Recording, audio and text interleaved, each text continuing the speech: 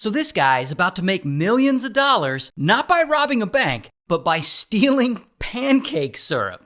Now the guy's name is Richard, and Richard's about 33 when this story starts, living in Canada, and he's the kind of guy who's just a shady dude. Bro sells maple syrup on the black market. I didn't even know there was a black market for that, but apparently there is one, and Richard sells it on the black market to distributors, and eventually he gets busted and he's forced to pay a $1.8 million fine, and they end up seizing his house because of it. Because apparently Canadians take their maple syrup super seriously.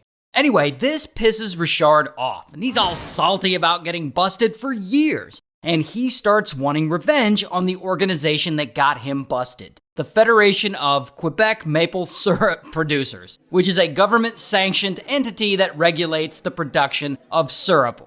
Why does that exist? And so Richard comes up with a plan to rip them off and make himself very rich in the process. He's gonna steal a bunch of maple syrup from them, like millions of dollars worth. And so fast forward to 2011, and Richard is still trying to carry out this plan. And he partners up with this guy, Avik. And so together, Richard and Avik rent out a part of a warehouse, and they open up a small business there. Because in another part of this warehouse, next to their business, are a bunch of maple syrup reserves where they keep thousands of barrels of syrup. And the place kind of looks like this. There's just a bunch of white barrels in a warehouse. And so Richard and Avik's plan is to have Avik steal thousands of these barrels of reserved maple syrup, and then Richard will buy the barrels from Avik and resell them to distributors. And if you're like, Ray, why are they stealing maple syrup? That's just stupid. Just like steal money or something. I know, but keep in mind, maple syrup is actually worth a lot of money.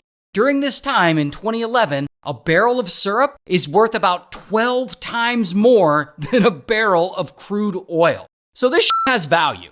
Anyway, so they're all ready for this heist. And I guess one day, once the warehouse is closed for the day, they enter the area where they keep the maple syrup reserves. And this is a whole operation. Like, they use forklifts and they load a bunch of barrels of syrup onto a trailer, and then they haul the load out to a remote shack and they siphon all the syrup out of those barrels and into new barrels. Then they fill the old barrels up with water and they put them back in the warehouse so that it looks like nothing was ever stolen, as long as, no one opens up one of the barrels. And they don't do all this in one night. They do like a few barrels at a time here and there over a long period of time so that the heist isn't so obvious. However, the problem is this process is very slow and it takes a lot of time and effort. And so Richard comes up with a slightly better plan. And they start doing the siphoning at the actual warehouse, and instead of using new barrels, they just use a big tanker truck. And then they fill the barrels up with water after they empty them, but later they get lazy and they don't replace the syrup with water at all. They don't fill the barrels up with anything, they just leave them empty. And that will become an issue later. And so anyway, they keep doing this over and over and over again. And by 2012, they've stolen 9,500 barrels of maple syrup from this place, which is worth more than 18 million Canadian dollars, which at the time was worth about 18 million US dollars. So what do they do with all this syrup? Well, they haul it over to a different province and they divide it up and they sell it to syrup distributors. I guess syrup distributors are like, cheap syrup. All right. And as absurd as this sounds, Richard and Avik's operation is so smooth that they just keep getting away with it. Until... So thus far, I've only talked about Richard and Avik. But it's not just these two guys. There are actually like 25 people involved in this scheme, including some warehouse workers, warehouse security guard, and some other people who help sell it on the black market, people like that. But let's just focus on Richard and Avik because they're the most guilty. Now, at some point in 2012, it's time for the Maple Syrup Reserve to get an inspection. It's the inspection they do every year. It's basically like an audit of their inventory. And Richard knows this audit is coming, and he's like, oh shit, they're gonna check the barrels and they're gonna know the syrup is missing. and they have to scramble and like clean up any evidence in the warehouse, and they stack all the barrels back exactly the way they were stacked before. And Avik, he's like hitting up some of their co-conspirators, and he's like threatening them, saying if they talk to police, he's gonna shoot them in the head over fucking pancake syrup. Anyway, so inspection day comes, and the inspector shows up to the warehouse, and he starts the audit. And he's looking around the place, and everything looks normal to him, and he starts climbing on top of a stack of the barrels to get a better look. And because these things weigh like 600 pounds each, they're obviously not gonna fall over. Except that when the inspector walks on top of one of them, suddenly, boom, a barrel nearly falls over, and he has to catch himself. And he's like, what the f***? And he gets down, and he knocks on the barrel, and it sounds hollow. And so he opens it, and he looks inside, and he sees that it's completely empty.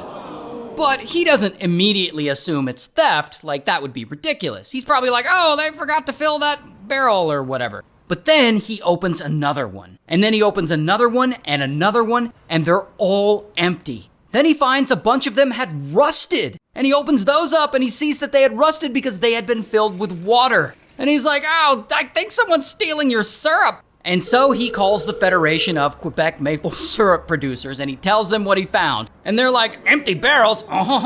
And they come and they do an emergency count of the whole place, and they find that 9,500 barrels are missing, which is like 12.5% of their entire reserve. And this is such a big deal that they bring in the Canadian police, who I assume are on horseback because, they're probably not, but I just like to imagine that. So anyway, the Canadian police, they show up and they search the whole facility.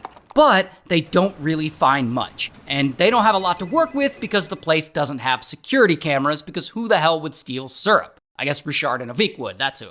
Now, during the police's investigation, they start thinking, this might have been an inside job. So they start looking at people who would have had access to the property, aka Richard. And so they go and they question him. And he's like, I don't know anything about that, eh? But he's not the only person police question. They bring in everyone connected to the warehouse. Employees, owners, contractors, along with other people who are just affiliated with the maple syrup black market. Which again, I can't believe there's an actual black market for fucking maple syrup. Anyway, over the next several months, police spend a lot of time tracking down all the stolen syrup that was sold to other people, and they find a bunch of it, but, they can't recover all of it because it's food. Distributors sold it to people, and, people ate it. But eventually, they find the source as Richard. And so, bam, they arrest him. Here's his mugshot. Also, bam, they arrest Avik. Here's his mugshot.